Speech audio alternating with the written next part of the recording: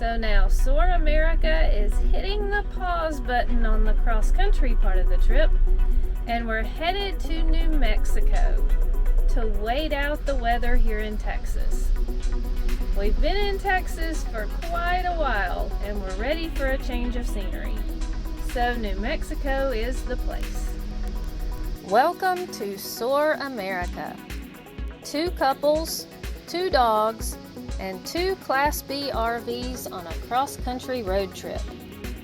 Eric, our pilot, has challenged himself to fly all the way across the country in his sailplane in a series of connected flights. His wife, Julie, Tim, and I work as his crew. Join us as we soar, drive, and camp across America.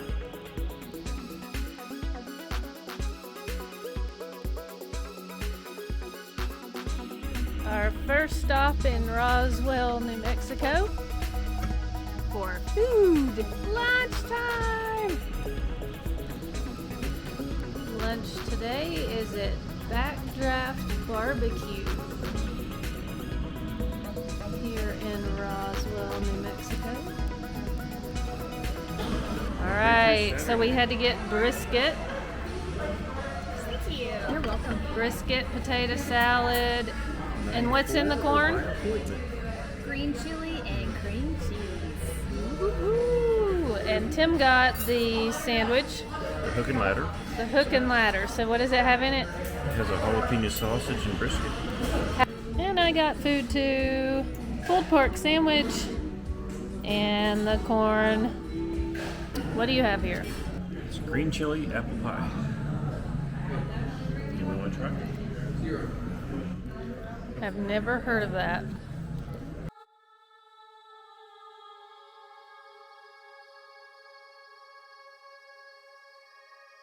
Julie, Hey. you ready to go on an alien hunt? Always.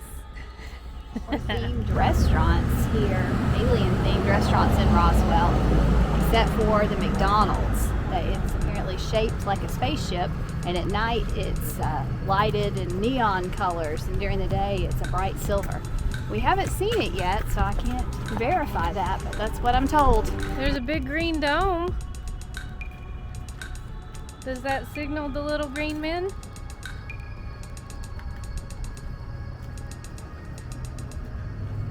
Still the Roswell Visitor Center. So I read up a little about the history of Roswell, New Mexico, and the whole UFO conspiracy. So back in the summer of 1947, a rancher outside of Roswell found some debris in his field. He called the local sheriff, who called the Roswell Army Air Force Base, who came out and looked at the debris. They packed it all up in armored vehicles and whisked it away.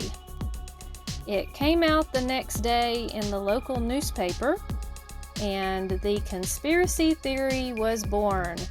People thought that it was a UFO. Turns out it was a secret military project to use weather balloons to try to spy on the Soviets. This project was so secret that the Roswell Army Air Force Base people didn't even know about it. So when they saw the debris, they were afraid it was a Russian spy satellite or something.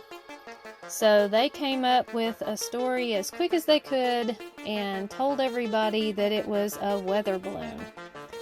But nobody believed it.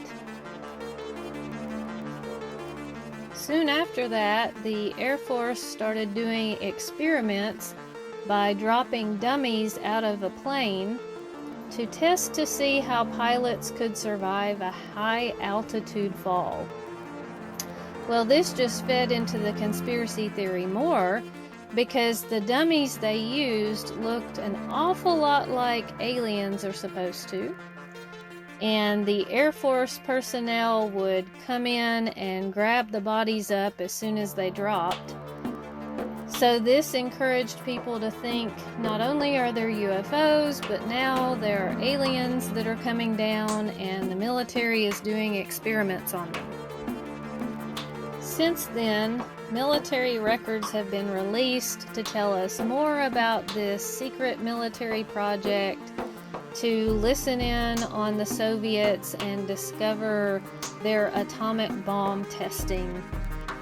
But there are still many people today who believe that it really was a UFO that came down in Roswell. It makes for an interesting story for the town.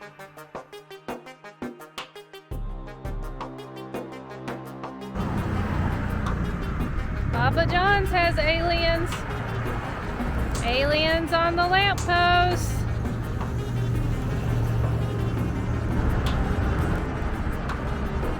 And here is the McDonald's, one of a kind.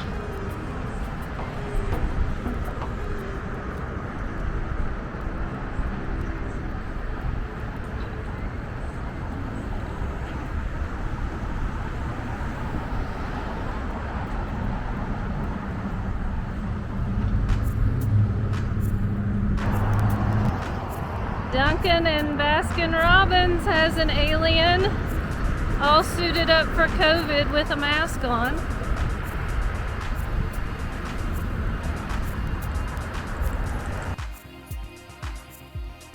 Thanks for joining us on our fun tour of Roswell, New Mexico. So what do you think? Was there a secret military cover-up? Did a UFO really land in Roswell?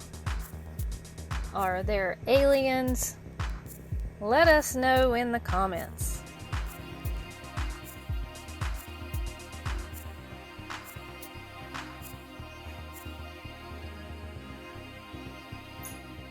Join us next time as we continue to head north and go to Santa Fe, New Mexico for some time off while we wait for better soaring weather. Thanks for watching.